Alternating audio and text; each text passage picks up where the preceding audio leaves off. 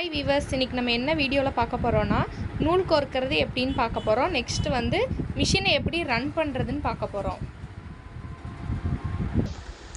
ஒரு நூல் இந்த மாதிரி ஒரு நூல் எடுத்துக்கோங்க. எடுத்துகிட்டு இங்கே மேலே ஒரு ஹோல்ஸ் இருக்குது. அந்த ஹோல்ஸில் வந்து இப்படி மாட்டிக்கோங்க. மாட்டிட்டு அப்படியே கீழே இறக்கிட்டு 3 ஹோல்ஸ் இருக்குது. இந்த 3 ஹோல்ஸில் வந்து முன்னாடி இப்படி எடுத்துட்டு அப்புறம் இப்படி பின்னாடி எடுத்துக்கோங்க. இந்த நடுவில் கோர்க்கக்கூடாது. இந்த சைடு அப்படியே எடுத்துட்டு மறுபடியும் இங்கே கீழே 3 ஹோல்ஸ் இருக்குது பாருங்கள். அதுலேயும் அதே மாதிரி ஃபஸ்ட்டு அப்படியே எடுத்துட்டு அது நடுவில் கோர்க்கக்கூடாது.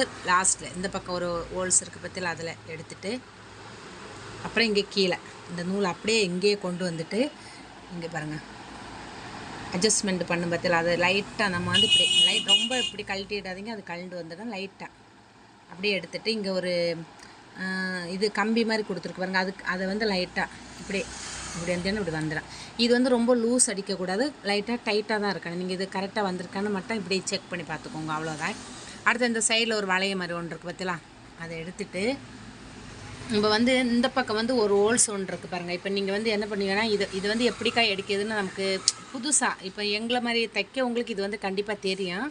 உங்களுக்கு வந்து புதுசாக வந்தவங்களுக்கு இது தெரியாது. இப்போ நீங்கள் என்ன பண்ணுவீங்கன்னா இதை பிடிச்சி இழிப்பு பற்றியில் வரதா வரல. இதான் மெயினாக நீங்கள் பார்த்துக்கோங்க. இது என்ன பண்ணணுன்னா இந்த பக்கம் இங்கே இருக்குது பற்றியெல்லாம் மிஷின் நீங்கள் இந்த பக்கம் இருக்குது பற்றியெல்லாம் இதை வந்து லைட்டாக நீங்கள் எப்படி பாருங்கள் இப்படி நீங்கள் அமுத்திங்கன்னா இங்கே பாருங்கள் இந்த இது வந்து இப்படி வெளியில் தள்ளி வந்துடும். இந்த கம்பி வந்து வெளியில் வந்துடும்.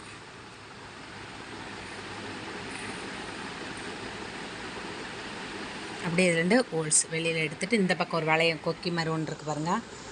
அதை 2 அப்படியே மாட்டிட்டு இப்போ நான் இது வந்து வலது கையில் இப்போ பிடிச்சிருக்கேன். நீங்கள் இந்த இடது கை இருக்குது பற்றியெல்லாம் அவங்க இடது கை சைடு இந்த நூலை எடுத்துகிட்டு இந்த ஊசி வந்து இப்போ இது வந்து மேலே தான் இருக்குது. இந்த ஊசி ஒரு சிலப்போ சப்போஸ் இது வந்து கீழே உங்களுக்கு இருந்ததுன்னா நீங்கள் என்ன பண்ணனா இந்த சைடு இதுதான் இதை வந்து இப்படி லைட்டாக இது பெடலெல்லாம் அமுத்த வேண்டாம். நீங்கள் லைட்டாக இப்படி கை வச்சு இப்படி வச்சாலே வந்து அது வந்து சுற்றும் போது என்ன பண்ண இங்கே பற்றியலாம் ஊசி இறங்குது மேலே ஏறுது பற்றியலாம்.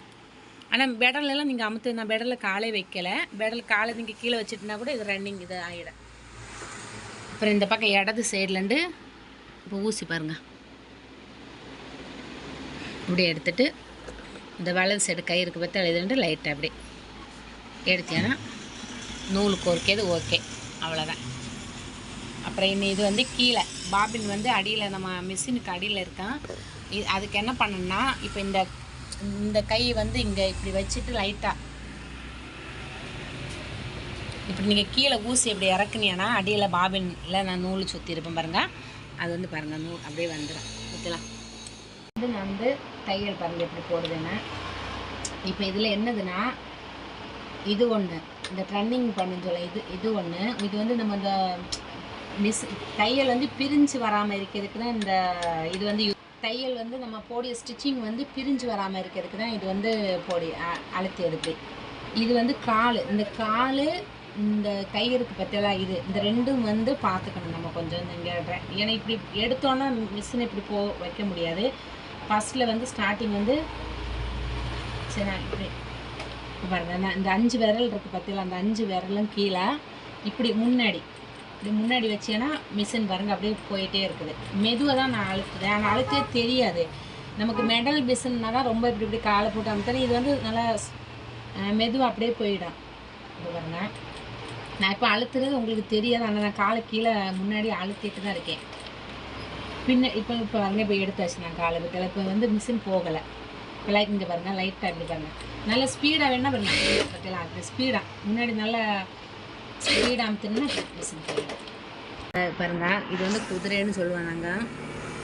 இது வந்து நம்ம என்ன பண்ணால் லைட்டாக அந்த காலை கீழே பாருங்கள் இப்படி இந்த கால் இருக்குது பற்றியெல்லாம் இதை வச்சு லைட்டாக அந்த இடம் இங்கே ஒன்று கொடுத்துருக்கு பற்றியெல்லாம் வளைய மாதிரி இதை இப்படி லைட்டாக நீங்கள் அமுத்துனீங்கன்னா இது வந்து இப்படி மேலே தூக்கிக்கும்.